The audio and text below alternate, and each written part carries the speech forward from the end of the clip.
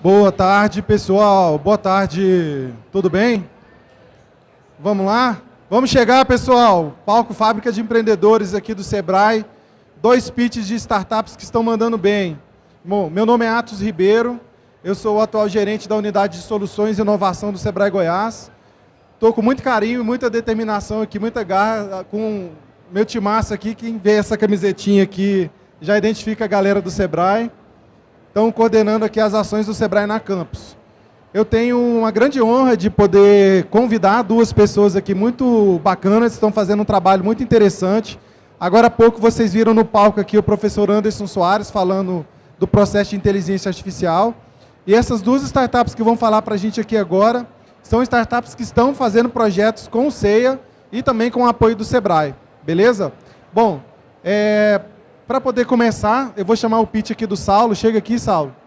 Salva de palmas para o Saulo aqui, pessoal. Aê! Vou chamar o Saulo para ele se apresentar, falar aqui 15, 20 minutinhos da sua startup. A dinâmica vai ser essa. O Saulo apresenta rapidinho a startup, depois eu chamo o Bruno, que já está ali, vai falar da Industry Care. Depois a gente bate o papo e troca ideia com vocês aqui sobre o que eles estão desenvolvendo. Valeu? Saulo, obrigado por aceitar o nosso convite. O palco é seu, à disposição. Olá, pessoal. Sejam bem-vindos ao nosso palco, né? Eu quero agradecer a todos, né, que estão aqui com a gente. Nós temos aqui um pedaço da nossa equipe, temos família junto, que está sempre nos apoiando nesse nosso trabalho diário, né? Um trabalho importante, mas também bem cansativo.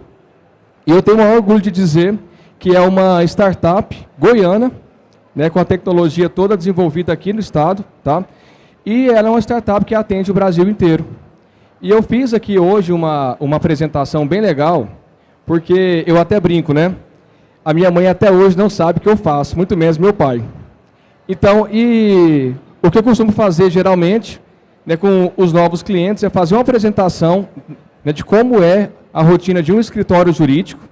Então, nós fazemos aqui um cenário atual dos escritórios e a minha apresentação vai fazer depois um cenário automatizado focado no segmento jurídico. E vou fazer algumas analogias, caso queira, né, me interromper no momento da apresentação com alguma dúvida, eu terei o maior prazer em poder responder vocês, tá, gente? Novamente, a nossa startup, ela chama Core Jurídico, né, carinhosamente apelidada de Corejur. É um prazer muito grande estar aqui na Campus, né? Representando a minha empresa.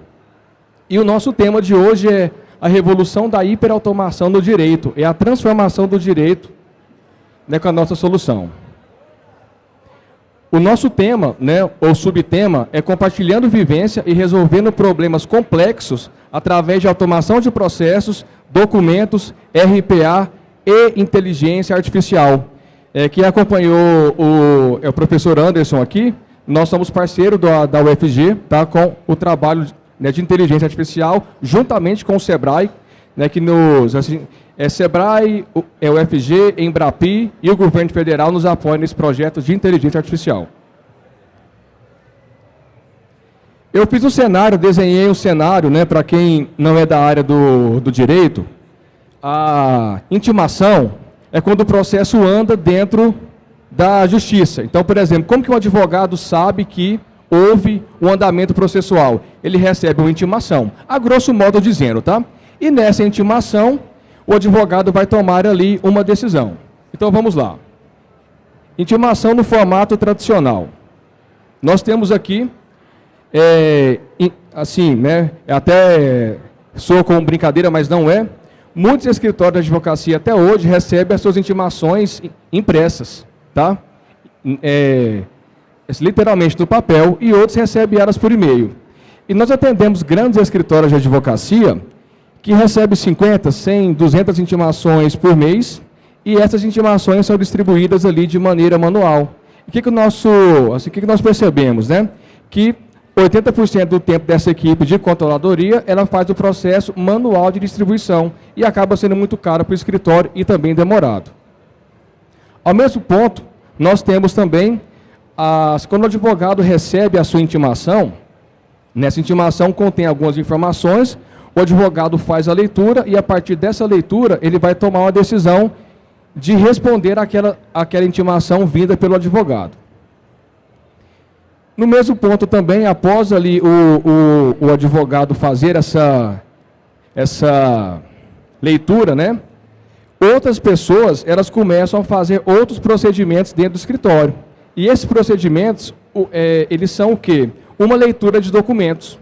Então, o que o advogado faz? Ele gasta muitas horas do seu dia fazendo análise de documentos, sendo que, né, poderia ter alguma solução que o ajudasse a ler esses documentos e já fazer ali uma pré-análise.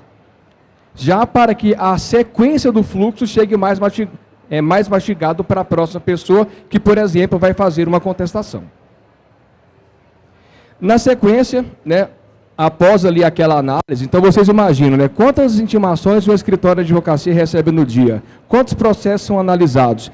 E vocês percebem que a maioria do processo que vocês me viram falar são de rotinas administrativas. O que interessa mesmo é a leitura do advogado, ele acaba não tendo tempo de fazer uma análise processual bem feita, porque a maioria do seu tempo é fazendo rotinas manuais. No segundo momento, né, é uma outra ferramenta que nós utilizamos e ela é muito comercializada. 80% que o advogado leva elaborando uma peça, 80% do tempo é juntando pedaços de outras peças que estão espalhadas na rede para fazer um documento. Isso arremete que 80% do trabalho é manual e 20% é um trabalho intelectual. E deveria ser o contrário, porque é através de um documento que um advogado se expressa para poder tomar conta daquele processo.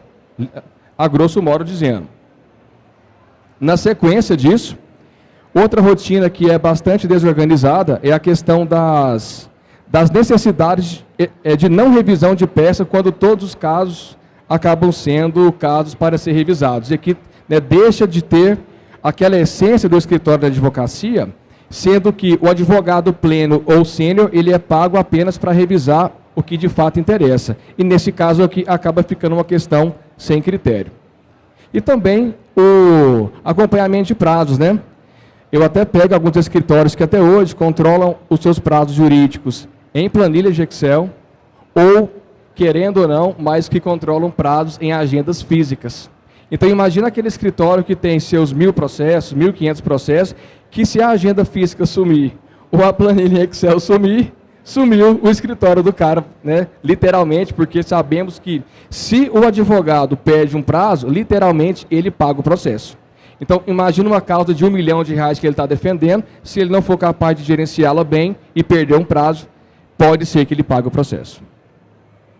E, por fim, na área jurídica hoje, nós temos aqui uma situação bem interessante, que a justiça brasileira evoluiu bastante, e ela, praticamente, os escritórios de advocacia aí tiveram que se atualizar para acompanhar a justiça, porque a justiça hoje, ela é eletrônica. Então, 95% dos estados brasileiros e dos seus tribunais têm os seus processos cadastrados em nuvem. Então, o advogado ele tem que entender de todos os sistemas dos tribunais do Brasil. O advogado vira um especialista sistêmico. Então, olha só, quem diria, né? O advogado tem que, se para trabalhar, ele tem que entender outras soluções. E ele acaba levando muito tempo entendendo a lógica desses sistemas e, ao mesmo ponto também, ele acaba perdendo muito tempo fazendo uma rotina sistêmica e bem demorada, que pode até culminar numa perca de prazo. Pessoal, alguma dúvida por enquanto? Está tudo bem? Alguém aqui é da área do direito, pessoal? Né? Alguém entende um pouco? Então vocês devem se viver um pouco disso, né? Obrigado. E aqui um cenário agora, né, dos sonhos de qualquer escritório de advocacia, ou de uma procuradoria, ou de um departamento jurídico de empresa, ou de um departamento jurídico de um órgão público. A rotina serve para ambos os cenários. Então nós temos aqui, eu resumi em intimação automatizada, tá? Então, a partir de agora, eu vou tentar rebater todos os argumentos anteriores com os argumentos que são aí, que favorecem aos escritórios. O primeiro ponto, tá? Com a nossa solução, nós conseguimos processar o que uma pessoa ou uma equipe de 5 pessoas levaria um dia para processar, nós conseguimos fazer esse trabalho em, sei lá, 30 minutos, 60 minutos, depende da quantidade de intimações que o escritório recebe por dia. Então, esse trabalho, eu já pego todos os volumes de intimações e já faço toda a distribuição para os escritórios de advocacia. E aqui, para quem quer conhecer um pouco sobre, né, qual tecnologia que nós estamos falando agora, é automação de processo, ou seria BPM. Tá? Aqui seria o que é chamado de gatilho do processo. Na rotina, e aí pegando um pouco da deixa do professor Anderson, nós temos aqui o segundo ponto que envolve inteligência artificial, aonde eu consigo fazer a leitura da intimação e o próprio sistema já identifica do que se trata esse caso. Então, aquele advogado que levava-se um tempo para fazer aquela análise, que gastava 30 minutos, 60 minutos para fazer uma análise, dependendo da situação, a gente consegue fazer uma análise em segundos. E esses segundos eu já entrego para o advogado, né, do que se trata aquele caso, e com certeza ele vai ter que ter uma certa confiança na TI, dependendo do nível de confiança, o sistema faz o lançamento automático daquela intimação para o advogado. Seguindo, né, também falando de inteligência artificial, o segundo ponto, né, para quem é do direito, toda intimação, ou quase toda intimação, dependendo da parte, ela tem uma data. Então, por exemplo, se é um prazo X, aquele prazo tem até tal data para ser executado. E juntamente com a leitura, com a identificação do prazo, o sistema já consegue até fazer o lançamento da data final do prazo, né, que o advogado tem para poder cumprir aquele objetivo. Isso também representa, pessoal, outro ponto interessante, que quando um advogado ou algum profissional da área do direito, ele lança um prazo, dependendo da situação, uma atividade que ele leva, né, pode levar até 20 minutos ele poder, ele poder fazer a distribuição das tarefas para as outras pessoas. Então, por exemplo, se eu recebo uma atividade, eu posso envolver o financeiro, eu posso envolver outra área, e isso faz com que o advogado perca tempo. No lançamento do prazo, né, e juntamente com a contagem, assim, via processo, via BPM, a distribuição das tarefas ela é feita de maneira automática. Dando sequência, outro ponto que envolve inteligência artificial, que eu até brinco, tá? Aqui nós estamos falando da corrida armamentista da área de IA brasileira. Leitura de documentos utilizando inteligência artificial. Hoje nós estamos aí, né, lendo documentos e já fazendo o parecer técnico jurídico para o advogado. Somos uma das pouquíssimas empresas no Brasil, ou se brincar até... Assim, hoje nós estamos numa competição com o TCU, que nós somos, tem mais uma empresa, na verdade nós estamos na final, né, duas empresas competindo ali, né, por conta da leitura de documentos utilizando inteligência artificial. E esse ponto aqui, pessoal, significa que o futuro é a inteligência artificial ler o documento e a decisão já sair por aqui. Um exemplo, é um dos pontapés aí que eu creio que no futuro possa acontecer. Mas hoje nós conseguimos fazer a leitura de todos os documentos para o advogado, dar um parecer jurídico para ele. Hoje nas rotinas, quem faz o próprio parecer jurídico é o próprio advogado, nós já entregamos para ele o próprio parecer. Eu vou só voltar um pouquinho aqui. No lançamento do prazo, somado com a data, somado com a leitura do documento, o meu sistema já indica o que o advogado tem que fazer. O que isso significa? Se o advogado começa a trabalhar no escritório de advocacia agora, ou um bacharel em direito, ou um estagiário, o meu sistema já vai indicar para o advogado qual documento ele vai gerar. E dependendo da situação, esse documento vai ser gerado sozinho. Na sequência, eu consigo criar regras de negócio, onde o próprio sistema indica para o advogado pleno e sênior o que de fato ele tem que revisar em relação à rotina de outras pessoas que chegaram até ele. E aqui vem um outro ponto, né, que é o RPA. Pessoal, o RPA é uma sigla que é o quê? Transformar o trabalho humano em um trabalho robotizado. O que isso significa? O Ctrl+C e Ctrl+V, né, a grosso modo, ele poderia ser automatizado. O que não exige da pessoa um intelecto muito avançado, ou é um trabalho bem repetitivo, que só muda uma, duas vírgulas, nós conseguimos pegar esse trabalho feito por uma pessoa e transformá-lo para que um robô execute para ele.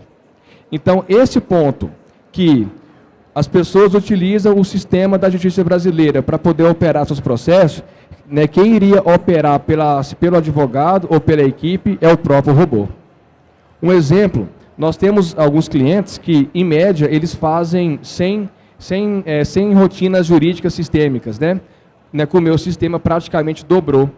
E não que dobrou no mesmo tempo. Eu consigo fazer, né, com que a rotina seja executada no maior volume e com menor tempo e com mais segurança. E caso aconteça alguma falha, a pessoa ela é notificada por e-mail, seja qual for o meio de comunicação que ela desejar. Eu finalizo aqui. Hoje nós temos, né, a nossa solução, ela já entregou 4 milhões de petições complexas para N escritórios, né, escritórios, órgãos públicos, enfim. Nós já temos mais de 25 milhões de rotinas executadas pelos nossos robôs. Então, veja, são soluções extremamente robustas e testadas. Eu não falei, né, nossa startup tem 4 anos, então é um volume muito alto pela quantidade de tempo que nós temos aí no mercado. Nós já processamos mais de 10 milhões de intimações eletrônicas ou não eletrônicas. Nós temos 30 milhões de fluxos de trabalho, né, de vários locais. Nós temos ativos hoje 5 mil usuários em nossa base. E alguns, eu citei mais órgãos públicos, nós atendemos o Sebrae de Minas, atendemos o Supremo Tribunal Federal, então nossa plataforma ela roda na Suprema Instância Brasileira. Então, é um outro orgulho nosso aqui, né, de poder atender o Supremo Tribunal Federal, atendemos Furnas, e hoje nós operamos nos maiores escritórios de advocacia do país. Pessoal, muito obrigado, tá? Aí pela oportunidade. Valeu.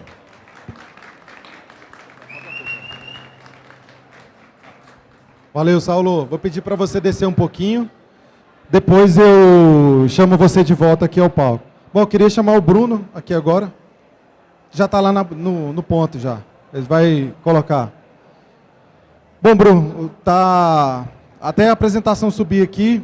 Te agradeço, Bruno, grande amigo aqui, um cara, um empreendedor que eu admiro muito. Vai falar um pouco aqui sobre a Industry Care. Eu brinco que é um dos orgulhos que a gente tem no nosso ecossistema aqui. Brunão, valeu. Tá contigo, irmão. Ô, Atos, agradeço o convite aí de poder participar com vocês aqui, contar um pouquinho da nossa história. A Industry Care está aí em Goiás, desenvolvendo tecnologia para as indústrias do Brasil todo e agora esperando sair um pouquinho dessa barreira nacional e internacionalizar alguns projetos. Bem, pessoal, aqui eu tenho um pitch, mas como a gente tem um tempinho um pouco maior, a gente está acostumado a fazer isso em 5 minutos, né? Como a gente está acostumado a fazer isso em 5 minutos, né, Atos? 15, 20, dá para a gente bater um papo e eu ser um pouco mais didático com todos vocês, porque talvez o conteúdo que eu venha trazer para vocês um pouquinho técnico, então eu vou explicar um pouco mais. Mas basicamente a Industry Care ela atua com descarbonização e digitalização de grandes indústrias, tá?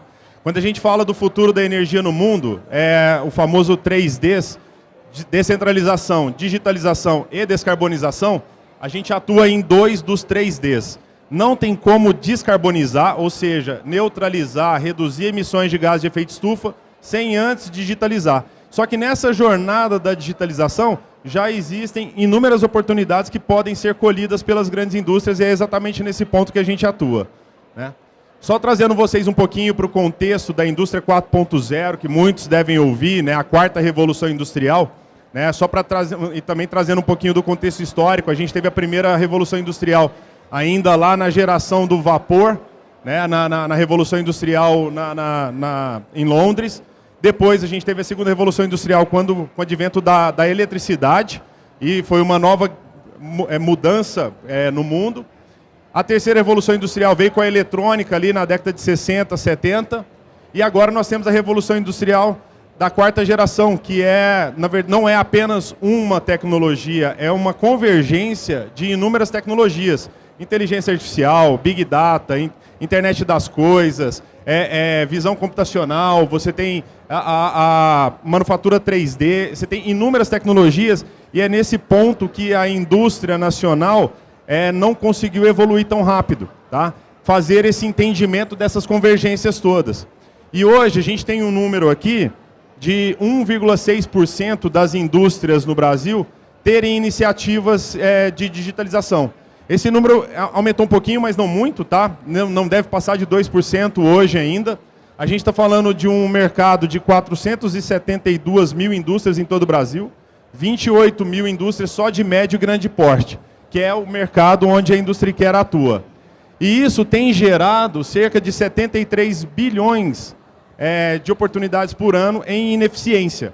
Então, a digitalização pode proporcionar, atacar toda essa ineficiência. É um mercado gigantesco e resolver muito problema industrial.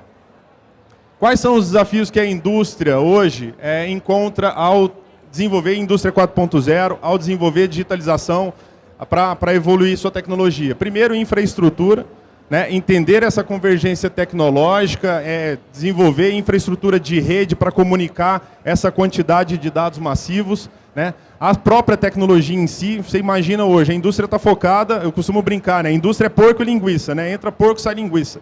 Então você tem matéria-prima entrando, sai produto final lá na frente. Só que você tem uma complexidade enorme em todo esse processo e você tem muita gente dedicada para esse core, né? Entregar o produto final lá na ponta. O pessoal não tem tempo e não tem recurso financeiro suficiente para parar e entender toda essa convergência tecnológica, né, dessa era digital para poder, de fato, desenvolver. Por isso que a indústria ficou paralisada durante esse tempo todo. E o grande aspecto que existe aqui, principalmente no Brasil, mas é uma miopia financeira das coisas, né? A indústria, para que ela possa aprovar orçamentos, ela exige uma visão de payback. E a maioria dessas tecnologias que trazem a indústria 4.0, não é possível se calcular payback. Você não consegue calcular um payback de um sensor, de um medidor. E para que eu consiga digitalizar uma indústria, eu preciso de milhares desses equipamentos gerando dados para a gente por segundo.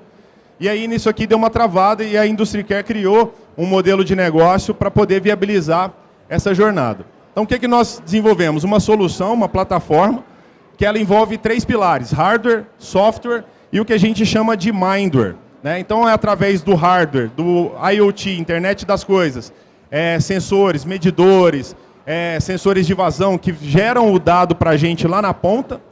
Eu consigo levar esse dado todo para a nossa plataforma de software e desenvolver, então, um Big Data, né? E todo mundo está sempre buscando um valor atrás de um Big Data, né? O que um Big Data pode proporcionar, né? Você tem a década aí já muita gente comentando de Big Data, falando sobre o novo petróleo e tudo, mas o que você vai conseguir, de fato, extrair desse novo petróleo?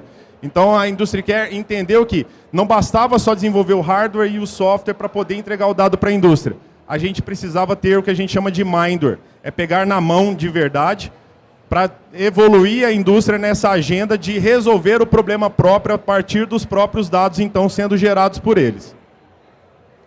Então, a gente usa hardwares de vários fornecedores no mundo, isso não é novidade, esses hardwares já existem aí, a maioria desde a era da automação ainda, da terceira revolução industrial, e os novos também que vão sendo gerados pela evolução tecnológica que a gente tem tido no mundo, né? A capacidade de processamento das placas e tudo tem permitido ter inúmeros sensores e a gente não reinventa a roda. A gente usa esses sensores de mercado, mas com um modelo de negócio onde a gente não exige que a indústria invista para que a gente possa atuar.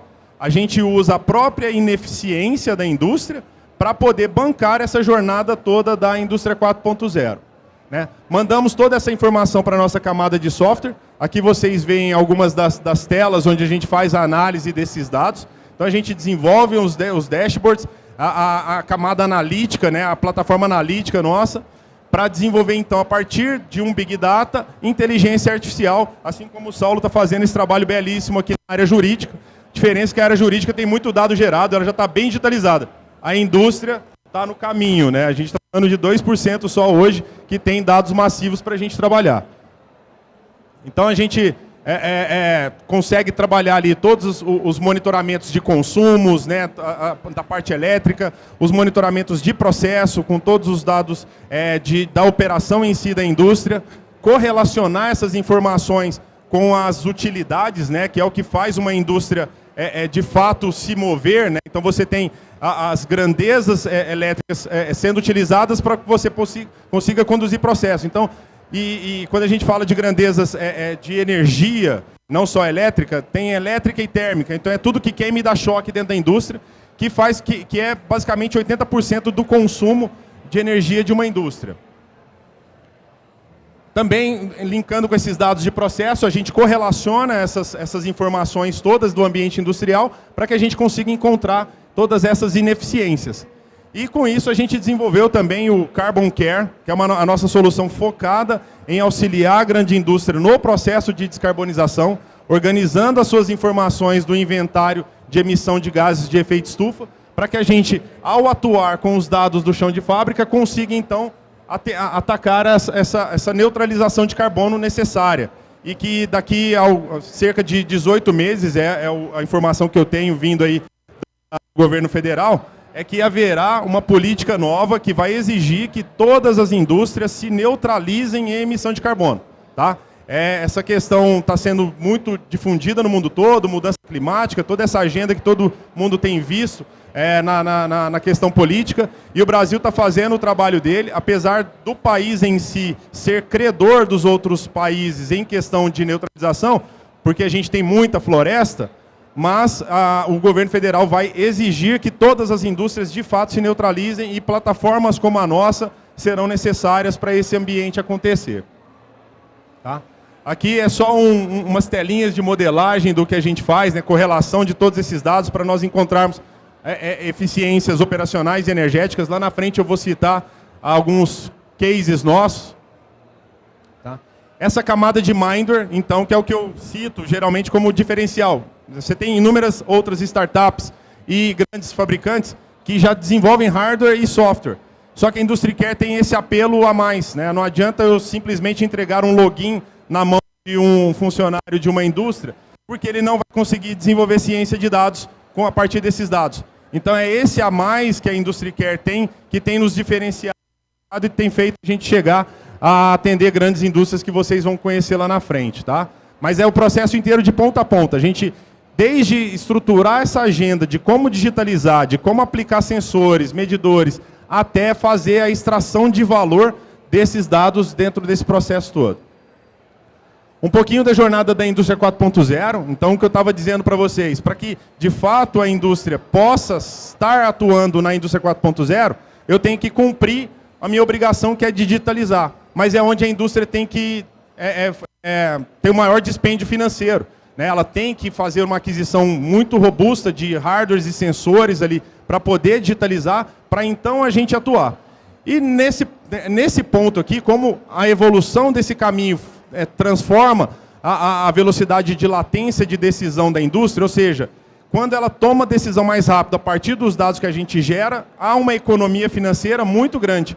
E é essa economia que a gente vai viabilizando essa jornada toda até chegar à adaptabilidade. Então, um primeiro ponto, o modelo de negócio da Industry Care viabiliza a digitalização, porque eu não exijo mais o CAPEX, né? Ou seja, o recurso financeiro da indústria para ela se digitalizar. Eu uso a ineficiência dela para bancar isso, e aí a gente consegue então evoluir. Né? Primeiro alcançando a visibilidade, saber o que está acontecendo naquela indústria. Em seguida, transparência, por que está acontecendo.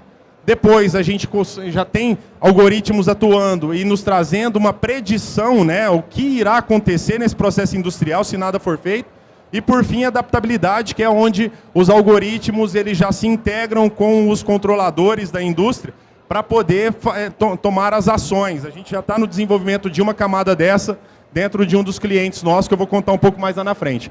E a gente chama isso, quando alcançarmos a adaptabilidade, de cognição industrial. Né? O ápice da inteligência artificial, assim como o Saulo trabalha aqui, né? O professor Anderson também é um grande parceiro nosso lá no CEA, desenvolve muita coisa com inteligência artificial. O ápice da inteligência artificial é a chamada cognição automática. E trazendo isso para o ambiente industrial, a gente batizou de cognição industrial. Tá? Dessa forma, a gente ajuda a indústria a alcançar mais eficiência, produtividade, disponibilidade e confiabilidade nos seus processos, reduzindo os custos operacionais, né, custos com energia, com manutenção e, por consequência, as emissões de gases de efeito estufa. Dentro da engenharia de valor, do que a gente tem conseguido alcançar nas indústrias nos últimos anos, chega-se até 19% só em eficiência energética. Tá? A gente traz ganhos também para outras frentes, mas eu trago esse dado da eficiência energética porque ele é o que a gente chama de quick win, é o que a gente consegue extrair valor rápido desse projeto e dessa forma viabilizar toda essa jornada da indústria 4.0. Então, assim, a gente atende indústrias que têm contas de energia acima de R$1 milhão por mês. Esse é o nosso foco de trabalho. A gente tem um cliente, inclusive, semana que vem eu vou estar nessa planta no Rio de Janeiro, é o maior consumidor de energia do país, é uma conta de energia de R$100 milhões por mês. Tá? Uma conta de energia térmica, de gás natural, de R$6 bilhões por ano. É gigantesco essa operação e tem muita oportunidade para se encontrar nessa jornada toda. A gente costuma chamar o nosso modelo, né, de não somente SaaS, né, Software as a Service, mas também um Saving as a Service. Basicamente eu trago, de fato, economia como serviço e é um PDCA, a indústria adora ouvir PDCA, faz parte do contexto deles. Então é monitorar sempre para que a gente tenha indicadores em tempo real. Dessa forma a gente consegue detectar, e aí agora não mais com engenheiros na fábrica, mas também com inteligência artificial, usando os dados da fábrica para poder detectar essas oportunidades, a gente chama de insights e highlights, e em seguida, por monitorarmos, a gente consegue então comprovar esses saves e melhorias, porque está tudo agora lastreado por dados. Então, novamente, é um modelo de negócio que tem disruptado muito a mentalidade da indústria. A indústria é muito da cabeça de ativo, de patrimônio, de ter que comprar tudo aquilo, e a indústria quer falar, ó, você não precisa comprar nada, a gente compra, a gente instala, a gente gera o dado e a gente extrai valor desse dado, sem CAPEX para a indústria. Esse é o time fundador da IndustryCare. Eu tenho minha carreira no mercado de TI, foi durante 8 anos, trabalhei para a SAP, né, um dos maiores softwares de gestão do mundo. Dali eu tive bastante contato com indústrias ao longo dessa jornada e em 2014 fundei minha primeira startup para desenvolver isso.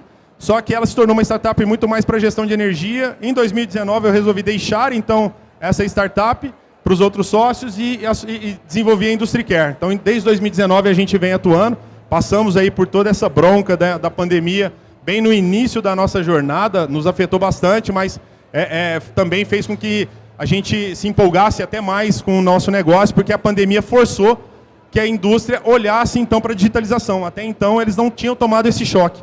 E a pandemia fez eles entenderem que não adiantava mandar seus gestores para casa, porque não tem dado para que eles possam, então, gerir a indústria a partir de casa. E aí isso também fez com que a gente tivesse mais oportunidade de negócio. Né? Nós temos um sócio que é PhD em Engenharia Térmica e Mecânica, é fundamental para o nosso negócio hoje. Basicamente o que a gente faz é extrair o conhecimento técnico dele de engenharia para a estrutura de dados, né, para que a gente então crie inteligência artificial a partir desse conhecimento de engenharia. É um fato conhecido que o Brasil hoje forma poucos engenheiros e tecnólogos se a gente comparar com os países que estão em desenvolvimento e com os países desenvolvidos. E você tem 472 mil indústrias nesse país para serem atendidas, cheia de problema para resolver. Então, inteligência artificial, assim como o caso da parte jurídica, também pode auxiliar a resolver esses problemas sem depender tanto de tantas pessoas ao longo dessa jornada, né? Nós temos outro sócio que tem mestrado em inteligência artificial, né, em ciência de computação com ênfase em inteligência artificial, e o Wagner, que é o nosso engenheiro de produção, e é algo inusitado, porque ele é um engenheiro de produção com mestrado em engenharia de produção que nunca tinha pisado numa indústria. Eu falei, cara, vem cá que eu quero você sem vírus mesmo. Vamos desenvolver isso. Mas ele é um cara de tecnologia, já teve outras startups também, e desenvolve, ele é o nosso PO, né, dentro da IndustryCare, ele que desenvolve o nosso produto, entende a jornada do cliente e traz essa cara nova. Isso aqui é um pouquinho do histórico de toda a equipe, né, de indústrias que a gente já atendeu antes mesmo da gente desenvolver a IndustryCare, né? E hoje esses são os clientes da IndustryCare, né, praticamente todos multinacionais. A Anglo América, né, uma das maiores mineradoras do mundo, a gente desenvolve para eles, foi neles que a gente desenvolveu o Carbon Care, a gente organiza as emissões de gás de efeito estufa e estamos agora descendo para as plantas para desenvolver a digitalização. A BASF é a maior indústria química do mundo, né? Nós desenvolvemos a digitalização da planta de Guaratinguetá, que é uma das maiores plantas globais, e o modelo de eficiência energética desenvolvido para a planta de Guaratinguetá hoje segue sendo aplicado para o mundo todo, em todas as operações da BASF. Depois eu vou deixar a CSN para o final. A Indorama Ventures é uma petroquímica tailandesa, tem uma operação muito grande lá em Recife, e a gente está desenvolvendo para ele inteligência artificial para monitorar toda a parte de caldeiras. Eles têm um consumo térmico muito elevado. M. Dias Branco é o maior processador de trigo do país. São 16 fábricas no país. A gente conseguiu gerar resultados de milhões de reais por ano para eles, tanto em economia de recursos energéticos, quanto de emissão. Né? Até foi interessante um case que a gente teve na M. Dias Branco, que os projetos que a gente identificou para eles realizarem, tinha passado 6 meses e eles não tinham feito, então não estavam salvando dinheiro. Mas aí a gente fez uma correlação, que aqueles projetos, daqueles 54 projetos que a gente levantou, apenas 3 deles gerariam uma economia de 15 toneladas de carbono por dia. E aí se tornou a agenda para eles logo no dia seguinte, através do board. Mineração Rio do Norte é a maior mineradora de bauxita do país. Essa mineradora é da Vale. A Vale detém 40% do capital dela, fica no meio da Amazônia. E toda a energia que eles utilizam lá para poder fazer a extração da bauxita, que é a base do alumínio, é energia fóssil, é combustível fóssil. Então, por estarem no meio da Amazônia, nada chega até lá para abastecê-los com essa energia. Eles precisam, então, queimar diesel para gerar energia, para então conseguir fazer essas extrações. A gente está falando aí de um consumo em reais de mais de 10 milhões de reais por mês, só em óleo diesel, e a gente está ajudando eles, impactando bastante na economia desse combustível fóssil. A Minerva, né, um abate de bovino, a gente conseguiu auxiliá-los a desenvolver a visão do quanto que, através dos dados que eles tinham, de identificar o pH da carne antes mesmo do animal ser abatido. Então isso fez com que eles pudessem desenvolver toda uma logística própria através desse algoritmo. E a Companhia Siderúrgica Nacional, eu deixei para o final, é a maior siderúrgica da América Latina. Já foi uma estatal um dia, uma empresa privada, um faturamento de 54 bilhões e o maior consumidor de energia elétrica e térmica do país. A gente tem um desafio muito grande com eles lá e conseguimos, na primeira planta que eles nos trouxeram como piloto, uma economia de 300 mil reais por mês de gás natural, né, que impactou essa operação no Paraná e que agora está nos levando para as operações mais complexas dele, entre elas Volta Redonda, que é esse maior consumidor de energia que nós temos aqui no país. Aqui alguns dos programas que a gente já passou, né, fomos selecionados. Eu queria destacar os que a gente desenvolveu com o governo federal, o Conecta, que nos levou até a BASF, e o IA2, que é para as startups que estão aí nessa fronteira da inteligência artificial, onde a gente desenvolveu a modulação Fabril para essas indústrias através de inteligência artificial. E um agora que tem trazido também bastante oportunidades, que é a da Federação das Indústrias de Minas Gerais, através do IEL de lá, eles desenvolveram o FIENG Lab 4.0, e a gente está conseguindo fechar negócios hoje com a Vale, com a Gerdau, com a RHI Magnesita, com a Stellantis, que é a Fiat, né? A Fiat, antiga FCA, agora é Stellantis, e com a Novo Nordisk. Aqui, tá passando. Aqui os nossos parceiros aí que acreditaram na gente ao longo desse tempo, né? Tanto o governo federal quanto a nossa aceleradora, o UOL, que é nossa investidora também, o CEIA, que eu quero destacar aqui, que através do professor Antes e da professora Thelma, tem também nos auxiliado muito a compreender a inteligência artificial, né, e também nos trazer oportunidade de desenvolver projetos junto com eles aí, né. A Cisco também, que auxilia bastante na questão de infraestrutura de redes, e todo o Sistema S, que também tem colaborado. A gente é visto como uma startup de impacto por atuarmos diretamente em 4 dos ODS, aí, dos Objetivos de Desenvolvimento Sustentável, principalmente do relacionado à mudança climática. Tá? Dessa forma, eu convido a todos a transformar a indústria. Obrigado, viu, Atos? Senta aí, Brunão. Chega aqui, Saulinho. Tudo bom? Vamos lá. Pessoal, agora a ideia é a gente bater um papo com esses empreendedores que deram um show aqui nesse nosso palco de hoje. Trocar algumas ideias com eles em relação ao desenvolvimento do negócio. E também, quem tiver alguma pergunta, pode ficar à vontade. Bom, eu quero fazer a primeira para os dois. Dentro da jornada de desenvolvimento da startup de vocês, o quão significou a experiência anterior, né, que vocês tiveram dentro da indústria ou dentro de um processo tecnológico, nessa compreensão do que seria uma dor de verdade de mercado?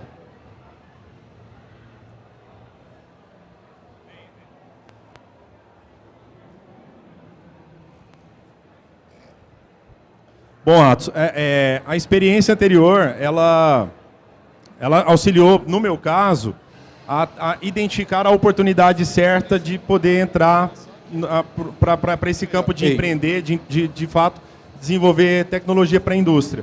Mas a questão não é tanto a experiência, é muito mais a pegada de empreendedorismo, que é o que conta, é coragem. Precisa de muita coragem. Eu deixei uma carreira numa das maiores multinacionais de software do mundo para empreender do zero, né, com outros sócios e investidores na época, porque eu entendi que era o timing certo de poder desenvolver o Big Data para a indústria, porque uma coisa muito complexa é você conseguir extrair o dado da indústria. E 2014 foi importante porque a gente tinha acabado de passar por uma crise das concessionárias de energia, de um tarifaço que tinha tido do antigo governo e fez com que o PLD fosse para a altura. O PLD é o preço base da energia, foi para R$ 864 o megawatt-hora naquela época, e as indústrias foram pegas de surpresa. Eu vi indústrias fechando as portas porque compensava mais vender a energia que eles já tinham contratado a futuro no mercado livre do que a própria operação em si. Então aquele momento era o time, porque como a energia ela se correlaciona com todo o processo industrial, era uma forma de eu então conseguir ter acesso aos dados do processo industrial e começar a desenvolver o Big Data.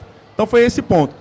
Para empreendedores, a gente precisa de buscar conhecimento a todo instante. Então assim, eu costumo brincar, eu não sou engenheiro por formação, mas eu discuto engenharia com todo tipo de engenheiro hoje em dia, porque você precisa buscar aquele tipo de conhecimento e seguir. Então assim, óbvio que a história, né, a carreira que eu fiz em TI ajudou por ter um entendimento holístico de um processo industrial, mas é o que você vai fazer depois, quando você já estiver no meio do rojão ali, que vai definir as coisas, né?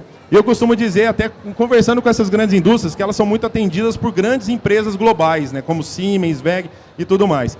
E aí eles destacam sempre essa nossa questão do Minder que eu expliquei, o que é o ponto de diferença da Industry Care. E aí eu costumo falar para eles, essa questão é a sobrevivência. A gente tem na pele um instinto de sobrevivência. Aquela grande indústria, os caras que vêm te atender aqui, eles têm salário em dia, né, em casa, são multinacionais e tudo. A gente, se a gente não fizer tudo de melhor para você e trouxer resultado de fato, a gente não sobrevive. E é isso que faz a gente apelar para essas situações. Esse é o verdadeiro empreendedor brasileiro. Literalmente.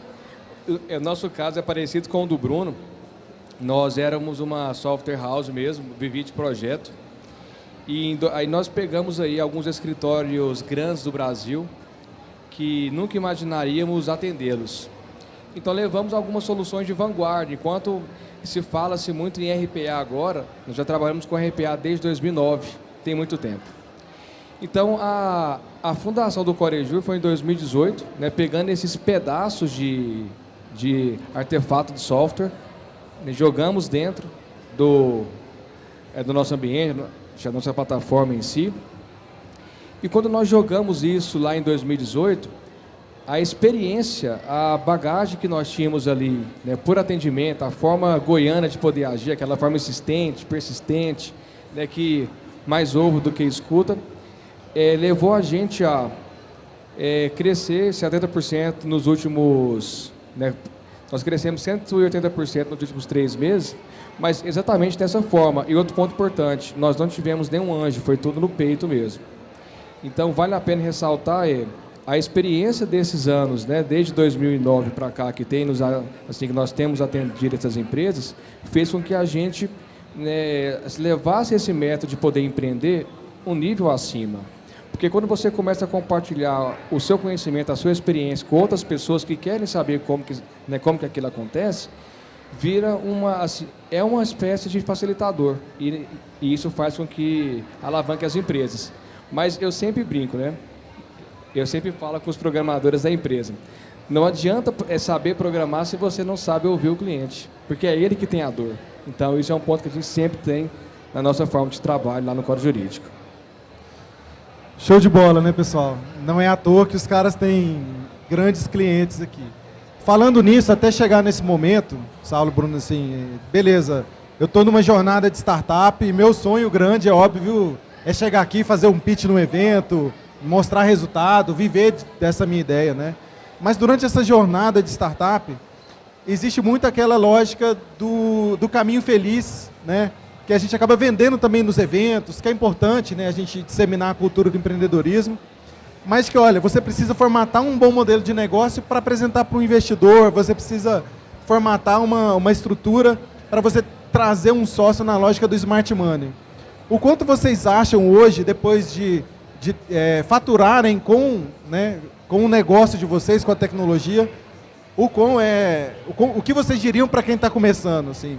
É de fato o melhor dos caminhos, eu me esforçar para buscar um investidor logo de cara, ou talvez dar uma malhada a mais para poder entender um pouco mais do mercado, fazer um pouco mais de venda. Enfim, nessa lógica, até onde vocês chegaram, é óbvio que cada caso é um caso, né? Cada negócio tem um caminho, mas o que seria mais sustentável, digamos assim? Assim, uns 6 anos atrás, não se falava tanto em anjo, em fundos de investimento, não tinha tanto isso. Você ouvia por alto que uma empresa comprou outra, mas ninguém imaginaria que você poderia pegar a sua ideia, apresentar ela, sem nada ser desenvolvido, somente a ideia e falar, olha pessoal, eu quero isso. Então, a partir daqui, eu preciso de dinheiro, eu preciso de apoio para começar a pôr a minha ideia para poder funcionar. Um exemplo muito claro disso é a Tesla. O cara tinha ideia de, sei lá, 10, 15 anos atrás, de fazer um carro elétrico e de repente ele fez. A minha opinião hoje seria vocês ter a oportunidade de expor suas ideias, né, para que alguém possa acreditar em você. No nosso caso, o Corejur, porque igual eu disse, não tinha muito, não se falava muito em fundo, né? Mas se você tem uma ideia hoje e tipo assim, não tem como, né, expor isso para alguém, ou caso você tenha, e esse pitch possa ser um pitch que alguém compra a sua ideia, com certeza pode ser o pontapé muito melhor que você se possa imaginar. Mas só tem um detalhe, você vai ter um sócio pro resto da sua vida. E esse sócio que vai te limitar ou, ao mesmo tempo, ele vai te impulsionar. Mas a empresa ali, quando você fala em, tipo, né, convidar alguém para te financiar, né, literalmente é um sócio mesmo. A empresa não vai ser sua, mas a sua ideia vai ser exposta para o mercado em breve. Bom, eu vivi as duas coisas, né, nesses últimos 8 anos. Em 2014, foi muito oportuno eu ter tido um sócio investidor, naquele momento, principalmente porque eu estava fazendo um P&D do que eu tinha percebido como insight. Então, ter uma abundância financeira naquele momento foi fundamental. Foram 5 anos, a gente chegou a 40 plantas industriais monitoradas, inclusive multinacionais como Cargill, a Iconic, que é a dona da Ipiranga Lubrificantes e tudo mais. O que aconteceu? O sócio investidor, por deter maior parte do capital social da empresa, eu perdi minha autonomia, eu não conseguia mais tomar as decisões dentro do negócio que eu havia desenvolvido. Por isso que a gente ficou travado em uma operação de gestão de energia, eu não conseguia expandir para, de fato, Big Data e inteligência artificial. E eu estava perdendo o timing. O que eu fiz? Eu simplesmente deixei a operação para ele, eu não vendi participação, porque senão ele ia me amarrar no no-compete, para começar do zero, sem dinheiro nenhum, com sócios fazedores. Eu vou falar para vocês, eu prefiro sócios fazedores do que sócios investidores. Tá?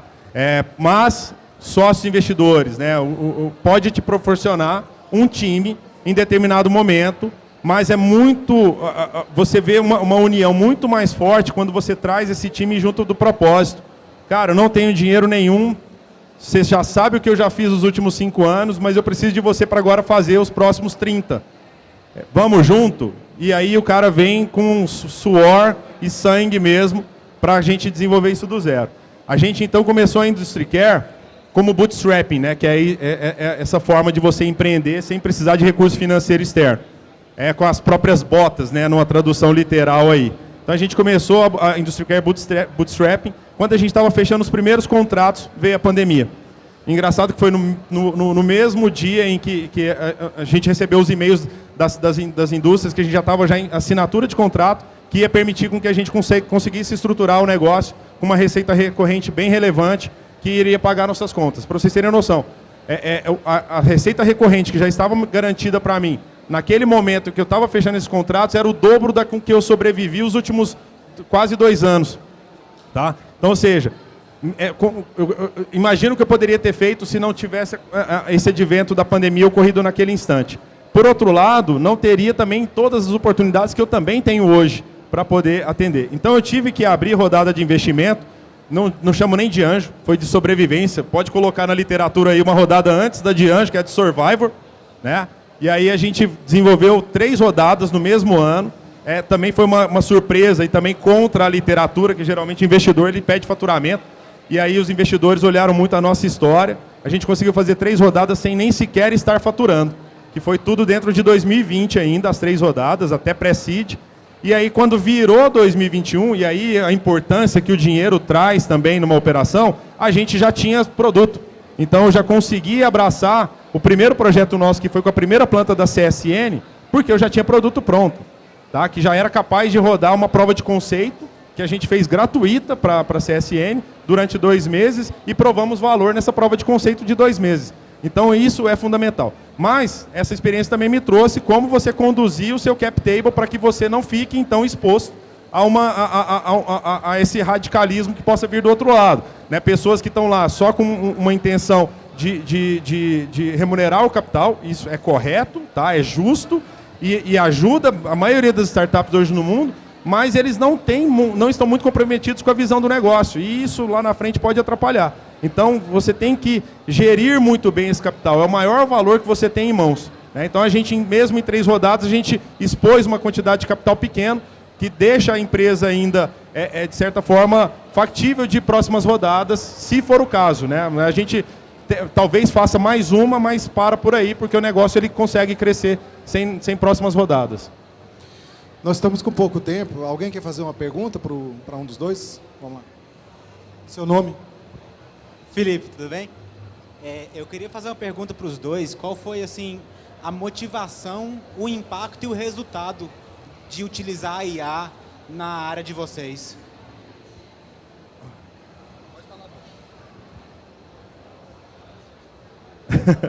Bom, era um caminho natural quando a gente enxerga o ecossistema no tipo de negócio que a gente resolveu desenvolver, né? Atuar com a indústria, que tem inúmeros problemas, e assim, pessoas capacitadas, mas também muito poucas pessoas capacitadas para a quantidade de problemas que existem. Você pega indústrias complexas, esse caso da mineração Rio do Norte que eu citei para vocês, ela está no meio da Amazônia. Para chegar lá você precisa de pegar 3 voos e rodar 6 horas de barco para chegar no site. São poucas pessoas que estão dispostas a sair da sua faculdade aqui, da sua zona de conforto, para poder atuar numa planta dessa. Ou seja, ele tem que lidar com um tipo de mão de obra local com pouco tipo de conhecimento. E a inteligência artificial permite com que a gente consiga resolver esse problema sem pisar na planta. Nós, em nenhum momento, fomos até essa planta. Nós simplesmente guiamos ele na jornada de colocar os sensores e medidores, foram mais de 300 medições de energia elétrica lá, e a gente, então, extraía esse dado, correlacionava com o de processo e falava, faz isso, faz isso, faz isso, né? A distância. E a inteligência artificial permite com que você consiga escalar a resolução de problemas variados, múltiplos, desde que você consiga ter Big Data que te abasteça com contextos onde você consiga desenvolver inteligência artificial. Então você consegue escalar muito a resolução de problemas. Eu acho que esse que é o grande ponto. Ô Bruno, e quando vier o 5G também vai melhorar mais o seu trabalho, né? Sem dúvida. Eu costumava, no passado, falar que uma pastelaria tem mais dado que uma indústria, né? Lá em 2014, quando eu falei assim, eu acho que é o momento, então, de eu desenvolver o negócio, vou extrair o dado da indústria, na hora que eu chego, de fato, no chão de fábrica, que dado? Não tem dado. Aí eu tive que elaborar um modelo de negócio, e nesse momento o capital foi muito favorável, porque aí eu testei esse modelo de comprar equipamento e fazer com que a ineficiência do processo pagasse toda aquela jornada, né? E aí tivemos, então, que gerar dado na indústria para poder ter algum dado para poder fazer. E com o 5G, ele vai eliminar uma das maiores barreiras dentro da indústria hoje, que é a infraestrutura de rede, né? Que é muito complexo e ela compete com vários outros dados que existem internos ali de outras frentes da indústria, e a 5G vai poder agilizar muito isso para a gente. Felipe, no nosso caso foi uma questão de ser visionário, né? Porque na área jurídica ainda não se falava em alto nível a utilização de inteligência artificial. E quando nós procuramos o Sebrae, né, o FG com o Anderson, o Embrapi, nós não tínhamos noção ainda do que, assim, aonde ela seria aplicada, mas nós queríamos achar algum mecanismo para poder aplicá-la. Tanto que tem agora as corridas, né, as corridas armamentistas aí na área jurídica, que é justamente isso, né, é a entrega dessa solução. Mas hoje o que eu vejo mais claro é a interpretação de texto, a geração de relatórios jurídicos, né, via inteligência artificial, sem a intervenção do advogado ali ou do analista jurídico. Mas ainda eu vejo mais, tá? Eu vejo outras questões que nós ainda não pensamos ali na empresa, mas que possa trazer algum resultado futuro, porque essa questão, né, o nosso caso é o NLP, que é uma sigla que, assim, né, indo para o português literal, é uma interpretação natural do texto.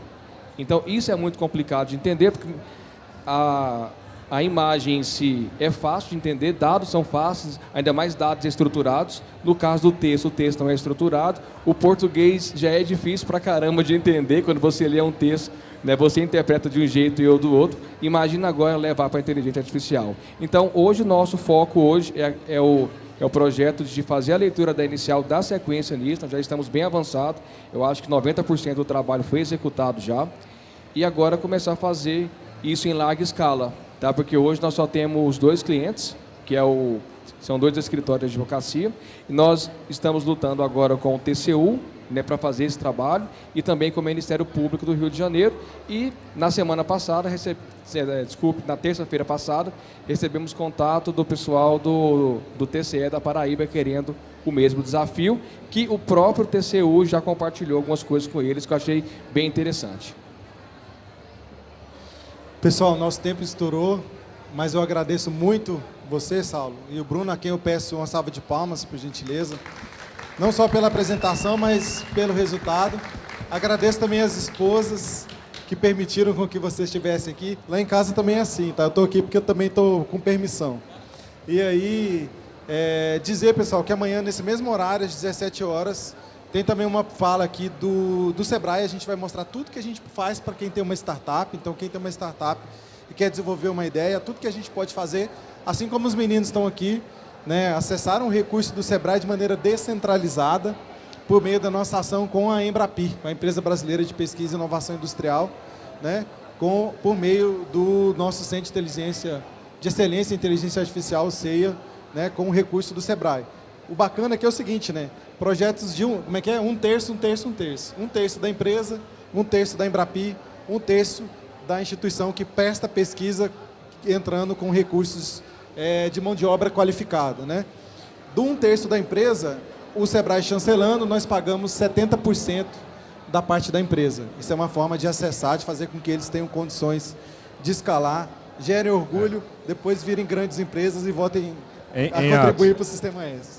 Até sobre aquela pergunta sobre investidor, bootstrap e tudo mais, eu acho que antes de chegar às rodadas de investimentos, é importante buscar capital da forma como o Sebrae tem auxiliado a gente, a Embrapi também. Então tem bastante fomento disponível e você precisa estar apto a buscar esse fomento antes mesmo que você comece a ceder seu equity, é fundamental. E mesmo depois de ter feito, é um recurso que faz com que a gente consiga impulsionar e acelerar muito toda a operação da empresa. Obrigado, Bruno. Obrigado, viu? Saulo, por vocês terem vindo aqui. Uma salva de palmas de novo para esses caras aqui, são feras. Valeu!